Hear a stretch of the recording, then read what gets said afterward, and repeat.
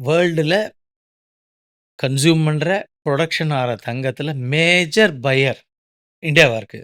தங்கத்த வாங்குற ஒரு நாடு எப்படி வந்து இது மாரி சொல்றீங்க?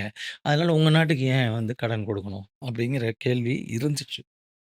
அதுபோல இந்தியன் ஃபேமிலீஸ் பார்த்தாக்க, அவங்க எப்போதுமே இன்வெஸ்ட்மென்ட் எடுத்துக்கிட்டாக்க, அம் செலவு பண்றதுக்கு உங்க இந்தியால பெரிய நீங்க வாய்ப்ப குடுக்கல. மிஞ்சி போனா சேவிங் மென்டாலிட்டி. ஆ அத நீங்க வந்து அத தவிர வேற வழி பெருசா இல்ல இங்க செலவு பண்ண. உங்ககிட்ட மால் இல்ல.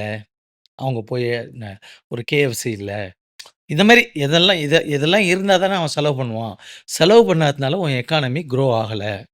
நம்ம இந்தியன் எக்கானமிஸ்ட் நெறைய பேர் அந்த வியூவ மெயின்டெயின் பண்ணாங்க. இந்த எக்கானமி க்ரோ ஆகணும்னாலே வந்து அது என்ன அப்போ செலவினம் சம்பாத்தியமும் வரணும், செலவினமும் அதிகரிக்கணும். அப்படிதான் பொருளாதாரம் மேல் நோக்கி போகும்.